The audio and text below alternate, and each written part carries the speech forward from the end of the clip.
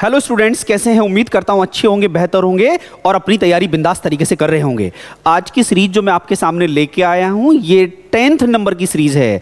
इससे पहले आपने संविधान की 9 सीरीज देख ली हैं और वीडियो नंबर 1 से वीडियो नंबर 9 तक आपको कंप्लीट सीरीज देखनी है।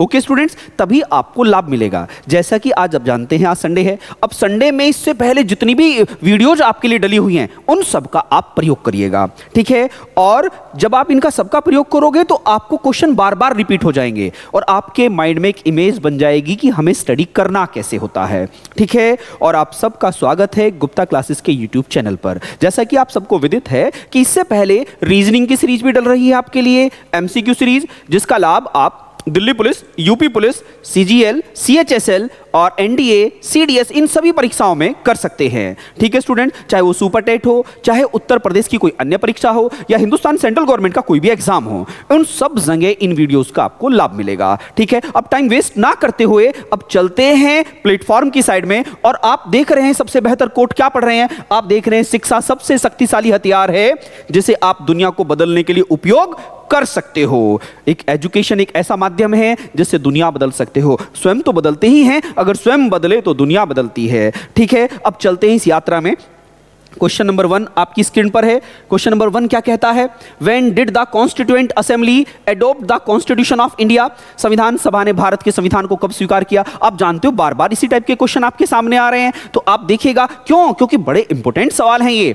तो इसका जवाब क्या आएगा? संविधान सभा ने भारत के संविधान को कब स्वीकार किया? बताइए, संविधान सभा ने भारत के संविधान को कब स्वीकार किया? जल्दी बोलो। वेल डन, वेल डन, बहुत बढ़िया जवाब दे रहे हैं आप सभी, गुड। तो यहां पर आप लोगों को याद रखना है भारत में संविधान सभा ने संविधान को कब स्वीकार किया? 26 नवंबर 1949 में। ध्यान देना, आप लोगों को एक बात याद रखना है, संविधान सभा ने भारत के संविधान को कब स्वीकार किया, एडॉप्ट किया? संविधान सभा के द्वारा 26 नवंबर 1949 के द्वारा। किसके द्वारा? 26 नवंबर 19 का बेटा बोलो बोलो, well done. 26 day of November 1949 के द्वारा भारत की संविधान सभा ने भारत के संविधान को स्वीकार किया। जबकि भारत में इसको लागू कब किया गया? 26 जनवरी 1950 को। 26 जनवरी 1950 को भारत का संविधान संपूर्ण भारत पर लागू हो गया, लेकिन 26 नवंबर 1949 को भारत के संविधान के 16 आर्टिकल भारत पर लागू हो गए थे तत्काल। ये बातें आप लोगों को मालूम होना चाहिए। इस तरीके से फर्स्ट क्वेश्चन का जवाब आपको मिल गया होगा। अब इसका थोड़ा एक्सप्लेनेशन देख लेते हैं। एक्सप्लेनेशन कुछ ऐसा है, 26 नवंबर 1949 को भारत ने संविधान स्वीकार किया, जबकि 26 जनवरी 1950 को इसको लागू किया। उम्मीद करता हूं यह सवाल आपको समझ में आ गया होगा। अब नेक्स्ट सवाल की तरफ को मूव करते हैं। यह वो संविधान सभा है जिस संविधान सभा में कुल कितने लोग हैं? 389 लोग हैं। परंतु हमारे भारत के संविधान में जब संविधान को स्वीकार किया हमने, स्वीकार कब किया संविधान सभा ने? 26 नवंबर को। तो तब तक इसमें कुल कितने लोग बचे थे? याद रखो 284। तो 284 लोगों के ही भारत के संविधान पर हस्ताक्षर हैं। अगर आपसे कोई सवाल पूछता है, ये वो संविधान सभा आपको दिख रही है, थोड़ी ब्लर पिक्चर दिख रही होगी, बट आप लोगों को याद रखना है टोटल मेंबर्स कितने थे संविधान सभा में जब संविधान बनना शुरू हुआ? 389 थे। और आज वर्तमान में कितने हैं? जब संविधान बन के तैयार हुआ और बनने के बाद जब लोगों की लास्ट मीटिंग हुई तो उसमें कुल कितने लोग आए? 284 लोग आए। अब चलते हैं नेक्स्ट सवाल पर। नेक्स्ट सवाल आपका स्क्रीन पर है। इन 1967 which of the following language was included in the list of state language of the Indian Constitution? 1967 में भारत के संविधान में राजभाषाओं की सूची में निम्नलिखित में से कौन सी भाषा को शामिल किया गया था? आप सभी को मालूम होना चाहिए, मूल संविधान में जो मूल संविधान था, फंडामेंटल जो हमारा संविधान था, कॉन्स्टिट्यूशन था, ओरिजिनल कॉन्स्टिट्यूशन जो 26 जनवरी 1950 को लागू हुआ था, उसमें टोटल भाषाएं कितनी थी संवैधानिक? 14 लैंग्वेज थी। कितनी? 14 भाषाएं थी। तो बाद में हमने 8 भाषाओं को ऐड किया। तो 8 भाषाओं को जो ऐड किया तो सबसे पहले किसको किया? सिंधी लैंग्वेज को किया। और सिंधी लैंग्वेज जो हिंदुस्तान में संविधान की भाषा में आई, तो सिंधी कब आई? 1967 में। कौन से संविधान संशोधन के द्वारा? 21st अमेंडमेंट के द्वारा। 21वें संविधान संशोधन के द्वारा भारत के संविधान में सिंधी भाषा को संवैधानिक भाषा का दर्जा दिया गया, ठीक है? तो 14 से कितनी हो गई? 15 हो गई। फिर 3 भाषाएं वापस ऐड हुई। 3 भाषाएं मणिपुरी, कोंकणी और नेपाली। मणिपुरी, कोंकणी, नेपाली, ये कब आई? 71st अमेंडमेंट के द्वारा। कब आई स्टूडेंट? 71st अमेंडमेंट के द्वारा। और फिर प्लस 4 और आई, BDMS। कौन कौन सी? BDMS आप सभी को पता है, बोडो, डोगरी, मैथिली, संथाली। देखो सिंधी 15वीं भाषा, मकान से क्या याद रखना है? मणिपुरी, कोंकणी, नेपाली। तो 15 + 3 18 हो गई, प्लस बोडो, डोगरी, मैथिली, संथाली। ये कौन सा अमेंडमेंट था? 92nd अमेंडमेंट था। तो आप लोगों को क्या याद रखना है? सिंधी कब आई? 21st अमेंडमेंट में। मणिपुरी, कोंकणी, नेपाली कब आई? 71st अमेंडमेंट में। 71st और 21 ऐड कर दो, कितना बचता है? 92 अमेंडमेंट में क्या आई? 4 भाषाएं, बोडो, डोगरी, मैथिली और संथाली। इस तरीके से एक सवाल से आपने काफी सवालों का जवाब देख लिया है। अब चलते हैं नेक्स्ट साइड में। नेक्स्ट क्वेश्चन आपके सामने है, किस राज्य, देखो पहले इसका एक्सप्लेनेशन देखिएगा, किस राज्य की कौन सी भाषा है? आप लोगों को यह भी ध्यान देते चलना है। आप खुद देखिएगा, मैंने अभी कुछ देर पहले बताया है, सिंधी भाषा को कब? 1967 में भारत के संविधान का अभिन्न हिस्सा बनाया गया। अब सिंधी भाषा भारत की कौन कौन से राज्यों में बोली जाती है? गुजरात में, राजस्थान में और महाराष्ट्र में।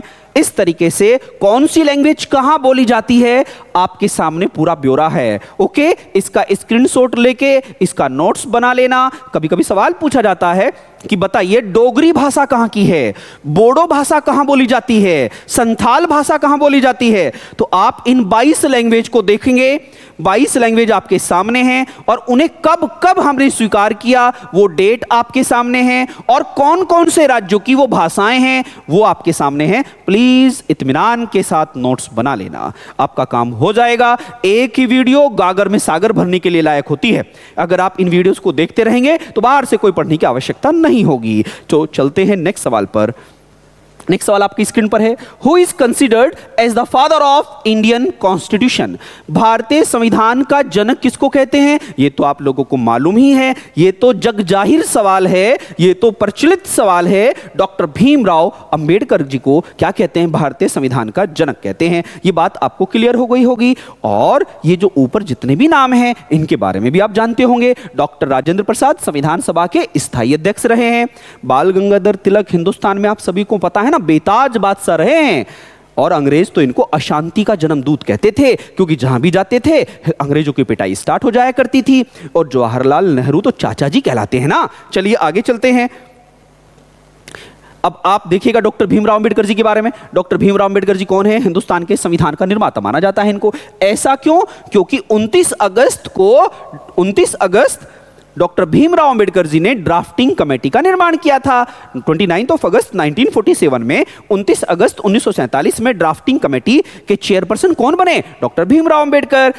ठीक है, अब आगे बढ़ते हैं। ये वो ड्राफ्टिंग कमेटी के मेंबर्स हैं, ये ड्राफ्टिंग कमेटी के मेंबर्स हैं। ड्राफ्टिंग कमेटी में कुल कितने सदस्य थे? 7 थे। लेकिन कहोगे कि सर फोटो में तो 8 दिख रहे हैं। हे योद्धाओं, योद्धा बैच के वीरों, आप लोगों को याद रखना है 7 तो ये थे, प्लस एक सलाहकार भी तो थे, संवैधानिक सलाहकार। तो ये वो लोग दिख रहे हैं। बीच में भारत रत्न कौन? डॉक्टर अंबेडकर जी बैठे हैं। चलो चलते हैं नेक्स्ट सवाल पर। नेक्स्ट सवाल आपका स्क्रीन पर है, who among the following was not a part of constituent assembly responsible to draft the constitution? निम्नलिखित में से कौन भारतीय संविधान के प्रारूपण के लिए जिम्मेदार संविधान सभा का हिस्सा नहीं था? वो कह रहा है जब संविधान बनाया जा रहा था तो इनमें से वो कौन थे जो संविधान सभा का हिस्सा नहीं थे? तो आप लोगों को पता है सभी को, कौन थे? महात्मा गांधी जी थे। महात्मा गांधी जी का कोई जिक्र नहीं है, संविधान बनाने में इनका रोल नहीं है। तो इन्होंने तो आइडियाज दिए। आपने देखा है direct principle of state policy में गांधीवादी विचार हैं, ठीक है, बट ये संविधान सभा का हिस्सा नहीं थे। ये बात आप लोगों को मालूम होनी चाहिए। तो मैंने क्या कहा? डॉक्टर भीमराव अंबेडकर जी भी थे, जवाहरलाल नेहरू जी भी थे, सरदार पटेल जी भी थे। लेकिन इस सवाल के अनुसार जवाब क्या आएगा? ए जवाब आएगा। बात क्लियर है? अब आप कहोगे कि ठीक है सर, ये तो बात हमें समझ में आ गई, लेकिन सर हमें थोड़ा सा और बताइएगा, एक्सप्लेनेशन करते चलिएगा। तो अब यहां पर देखिएगा आप, इस सवाल का जवाब तो आपको मिल गया होगा। अब यहां पर इसका थोड़ा सा एक्सप्लेनेशन देखिएगा। महात्मा गांधी जी क्या नहीं थे? Was not a member of the constituent assembly of India. ठीक है, आप लोगों को ये तो शायद पता है ना, कांग्रेस के भी केवल एक ही बार अध्यक्ष रहे हैं ये, महात्मा गांधी जी। कांग्रेस के फर्स्ट एंड लास्ट टाइम अध्यक्ष कब रहे? तो कमेंट बॉक्स में कमेंट करके मुझे बताइएगा। कांग्रेस के केवल पहली बार अध्यक्ष रहे कौन से ईयर में, और वह सेशन कहां हुआ था? प्लीज मुझे कमेंट बॉक्स में जवाब दीजिएगा इसका। मैं समझ सकता हूं योद्धा बैच बिल्कुल तैयार हो रहा है। और याद रखिएगा, आपको सारी वीडियोस मिल रही हैं। आप रीजनिंग की क्लास भी ले सकते हैं, CGL, CHSL, Delhi police, UP police, सब जगह इसका रोल होगा। मैथ की भी क्लास लाइव हो रही है। मैथ की क्लास एवरीडे इवनिंग में 6 बजे लाइव होती हैं, आप उनका भी लाभ उठाइएगा। मिसलेनियस टाइप क्वेश्चन आ रहे हैं, टॉपिक वाइज सवाल लेके आ रहे हूं आपको। और मेरी भी क्लास आपको एवरीडे 7:30 मिल रही है, 7:30 बजे इवनिंग में आपको लाइव मिलता हूं। तो प्लीज इन क्लासों का लाभ उठाइए आप। अब चलते हैं नेक्स्ट सवाल पर। आप देखिएगा, नेक्स्ट सवाल आपका स्क्रीन पर है। Who was the chairman of the drafting committee of the constituent assembly of India? Bharat के संविधान सभा के मसौदा समिति के अध्यक्ष कौन थे?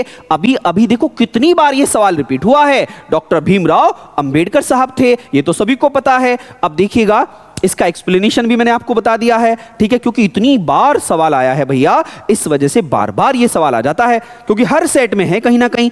ये डॉक्टर भीमराव अंबेडकर जी, ये डॉक्टर राजेंद्र प्रसाद, और ये डॉक्टर भीमराव अंबेडकर साहब, और ये पंडित जवाहरलाल नेहरू, इनके बारे में याद रखना है। डॉक्टर भीमराव अंबेडकर स्वतंत्र भारत के पहले विधि अधिकारी थे, लॉ ऑफिसर थे, कानून मंत्री थे।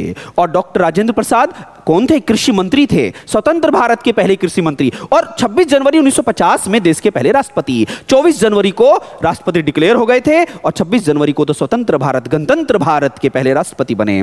और पंडित जवाहरलाल नेहरू 1947 में देश के पहले प्रथम प्रधानमंत्री की भूमिका में रहे। अब चलते हैं नेक्स्ट पर।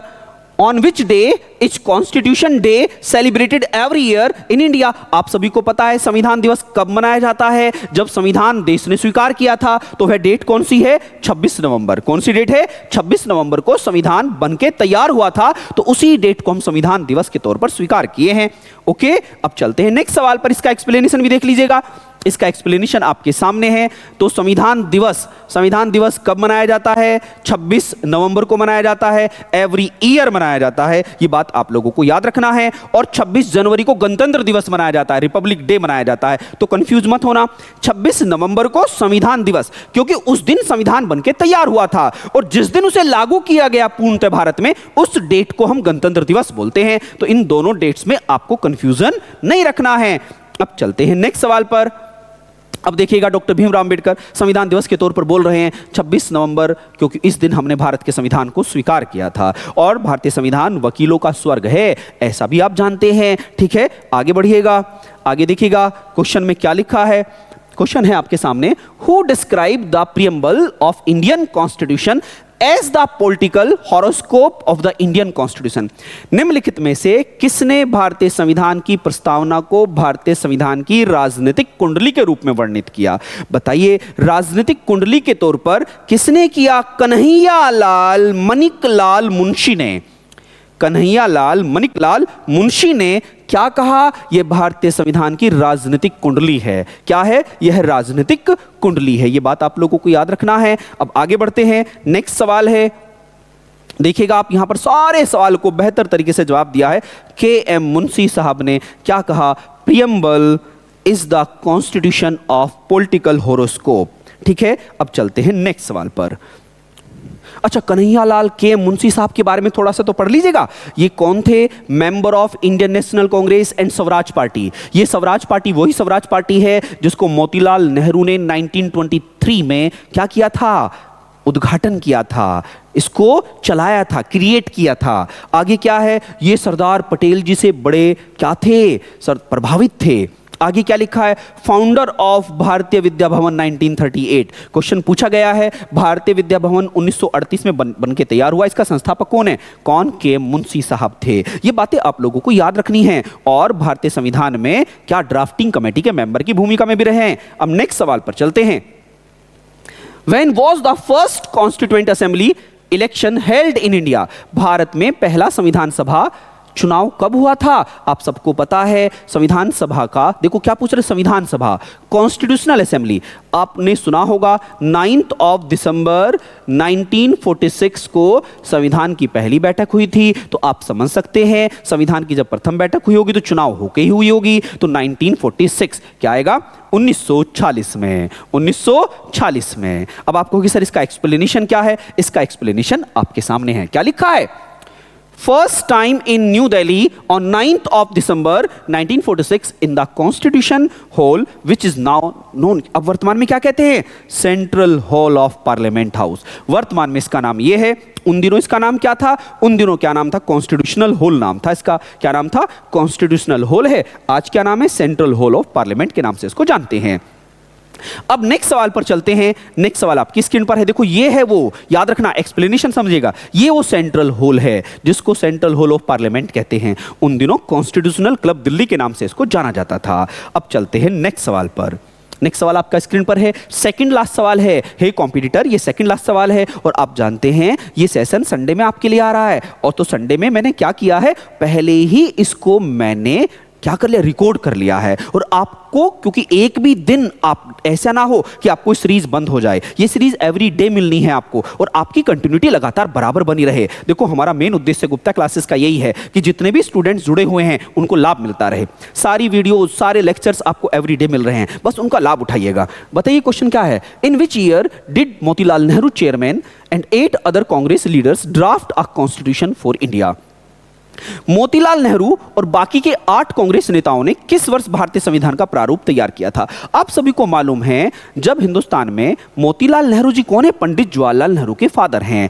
मोतीलाल नेहरू जी कौन है? पंडित जवाहरलाल नेहरू के फादर हैं। अब इनके बारे में मैं ऐसा क्यों बोल रहा हूं? क्योंकि अंग्रेजों ने हमें चैलेंज दिया था कि अगर आप अपना संविधान बना के दिखा पाए तो हम आपके देश से चले जाएंगे। तो मोतीलाल नेहरू जी ने इस चैलेंज को एक्सेप्ट किया था। एक्सेप्ट करने के बाद हमने उनके सामने अपना संविधान बना के दिखाया था, जिसमें मोहम्मद अली जिन्ना जी ने कुछ गड़बड़ी बता दी थी और 14 पॉइंट की गलती बताई थी। तो उस 14 पॉइंट को क्या बोलते हैं? 14 पॉइंट ऑफ जिन्ना। तो किसने, मोतीलाल नेहरू जी ने अपना संविधान कब पेश किया था? बताइए बताइए, 1928 में, 1928 में। आप जानते हैं साइमन कमीशन आया था भारत में, तो साइमन कमीशन में जो हेड था लॉर्ड साइमन, उसका मेन मकसद क्या था? भारत का संविधान बनाना। परंतु उसमें सारे के सारे ब्रिटिशर्स थे। हमारा केवल विरोध यही तो था कि देखो आप हमारे देश का संविधान बनाने के लिए आए हो, परंतु हमारे देश के किसी व्यक्ति को तो आपने इसमें रखा नहीं है, क्या हम में कोई योग्य नहीं है? तो उन्होंने कहा कि नहीं नहीं, आप में से कोई योग्य नहीं है, जैसा हम बनाएंगे आपको स्वीकार करना होगा।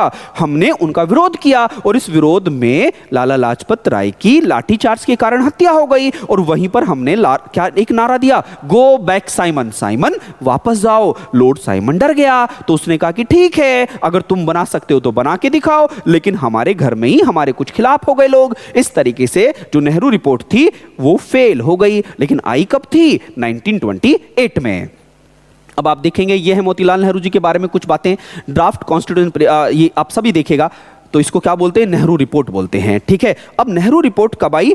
आप सभी को पता है, अगस्त 28, 1928 में आई। अब आप कहोगे कि ठीक है सर, मोतीलाल नेहरू जी कौन थे? तो ये है मोतीलाल नेहरू जी, पंडित जवाहरलाल नेहरू जी के फादर, पंडित जवाहरलाल नेहरू जी के फादर। और आज वर्तमान में राहुल गांधी जी के पड़दादा, दादा के भी दादा, दादा के भी दादा, पड़दादा। देखो उनके पिताजी कौन? राजीव गांधी। राजीव गांधी के बाबा जी कौन? राजीव गांधी के बाबा कौन? पंडित नेहरू। पंडित नेहरू के भी पिताजी कौन?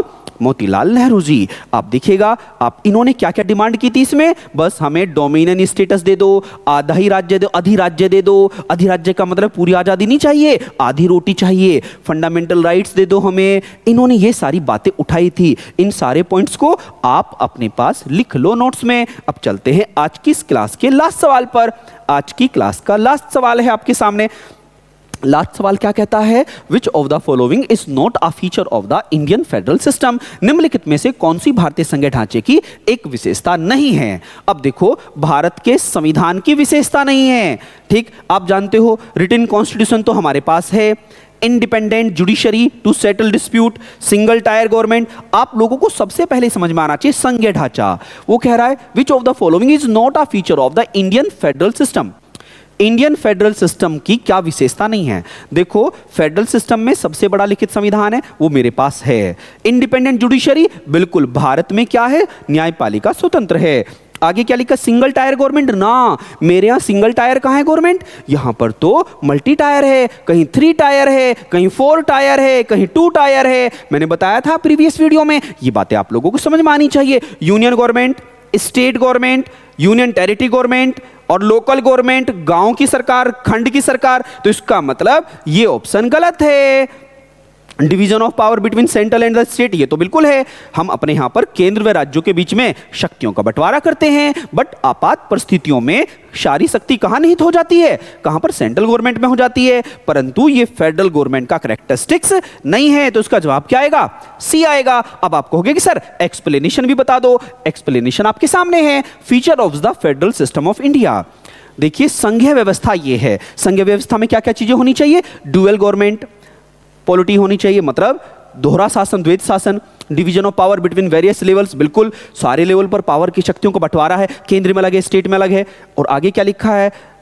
Rigidity of constitution, independent judiciary, dual citizenship, bicameralism, ये सारे किसके? फेडरल गवर्नमेंट की कहानी है, मींस अमेरिका में, ठीक। लेकिन भारत में ड्यूअल सिटीजनशिप नहीं है, ये फेडरल का विरोध करता है, क्योंकि कुछ चीजें हमने अमेरिका से ली हैं और कुछ चीजें हमने इंग्लैंड से ली है। तो भारत का संविधान तभी तो क्वासी फेडरल है। ये बातें आप लोगों को समझ में आ गई होगी। बाइकैमरलिज्म है, द्विसदन है, लोकसभा राज्यसभा। तो इस तरीके से हमने क्वेश्चन का जवाब दे दिया है।